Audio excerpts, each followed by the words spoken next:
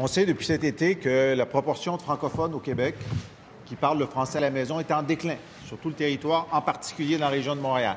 On a appris il y a 2 semaines que la proportion de néo-québécois qui connaissent le français au point d'entrée, c'est 60 qui ne le connaissent pas. J'ai interrogé le premier ministre, il a dit « ça va bien ».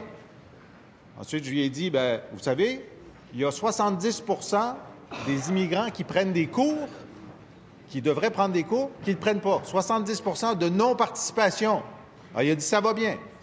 Puis aujourd'hui, on apprend par la vérificatrice générale que 90 de la minorité qui prennent les cours échouent.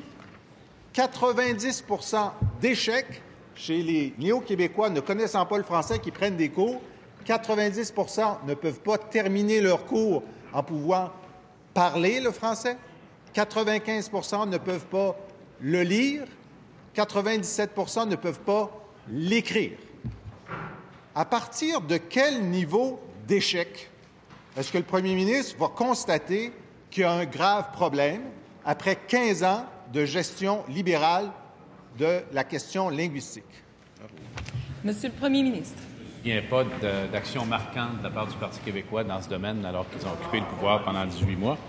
Ceci dit, il y a des grands exemples de succès. Et avant d'y arriver, je vais dire que ce rapport de la vérificatrice générale, bien sûr, on l'accueille avec beaucoup de sérieux. Mon collègue, le ministre de l'Immigration, va déposer un plan d'action très prochainement, je crois aujourd'hui même, sur cette façon d'améliorer ce qu'on fait. Clairement, il faut toujours améliorer les façons de faire. Mais plutôt que de créer ici une image d'apocalypse et de désastre qui n'est absolument pas conforme à la réalité, moi, je vais lui raconter une histoire que je connais personnellement. Une famille de 4 personnes arrive à Dorval il y a bientôt 2 ans, ne parlant pas un seul mot de français. La petite fille, quelques mois plus tard, reçoit un prix de rédaction française. Elle est admise au PEI alors qu'elle ne parlait pas français il y a quelques mois à peine. Le petit gars joue au hockey avec ses amis à l'Aréna, chez nous à Saint-Félicien. Les 2 parents ont des emplois puis ils parlent français. Ça, c'est ce qui se passe en réalité sur le terrain. Alors là, dans l'intervention du collègue, il a dit « tout va mal, c'est catastrophique ». Non. Il y a pas mal de choses qui vont bien, qui vont même de mieux en mieux. Est-ce qu'on peut faire mieux? Est-ce qu'on doit faire mieux? On peut toujours faire mieux. On a investi 104 millions en francisation. Les inscriptions ont augmenté de 17 %. Ça va dans la bonne direction. Ça va continuer d'aller dans la bonne direction. En première complémentaire, Monsieur le chef d'opposition officielle. Je salue l'exemple qu'a donné le premier ministre. Je salue cet exemple parce qu'effectivement, des immigrants qui ne connaissent pas le français au point d'entrée, selon la vérificatrice générale, il y en a 4 qui réussissent à apprendre à lire et à écrire l'anglais. Alors, dans les 4 il a raison. Mais dans les 96 il a tort. 96 des immigrants ne connaissant pas le français, prenant les cours de français des 15 années libérales de gestion, ne passent pas le test de rédaction. C'est un succès pour lui. Monsieur le premier ministre. On fait beaucoup de bonnes choses et je pense que la grande majorité, et c'est heureux et c'est bien, la grande majorité des nouveaux arrivants, dont en passant, nous avons absolument besoin pour des raisons pures d'économie et de croissance économique, et je dirais même pas la croissance, la non-stagnation de notre économie, demande de façon impérative qu'on continue à accueillir des personnes de partout dans le monde, des personnes compétentes, des personnes qui, comme le ministre des Finances, arrivent ici à 19 ans sans parler un mot de français et sont ministre des Finances du Québec quelques décennies plus tard. Et c'est ce qu'on fait année après année, jour après jour, semaine après semaine. C'est ce qu'on va continuer à faire. Le Québec va mieux sur beaucoup de plans. Il va mieux également sur le plan de la francisation des immigrants. Est-ce qu'on peut faire mieux encore? Bien sûr qu'on peut faire mieux et on fera mieux.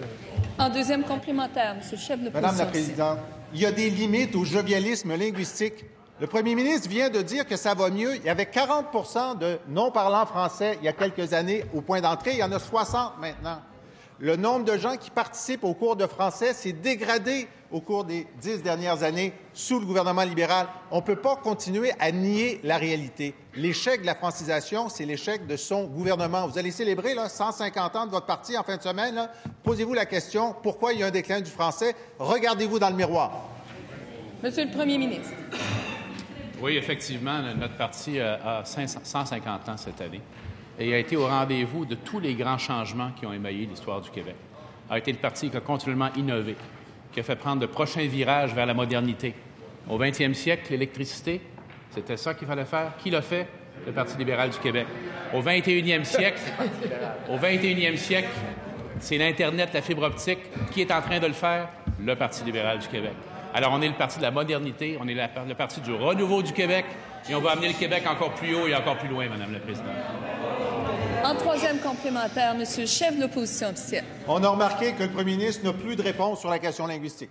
Il parle d'électricité. Je lui parle de déclin du français, il parle d'électricité. Hier, à Montréal, un représentant francophone d'Adidas a dit que pour accommoder les francophones, il allait dire quelques mots de français.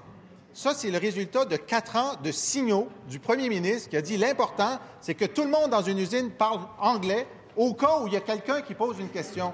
Qu'est-ce qu'il pense, lui, du mépris qui a été affiché hier par Adidas envers tous les francophones du Québec? Monsieur le premier ministre. Alors, il sait très bien, mon collègue, que ce qu'il vient de dire sur l'usine est totalement inexact.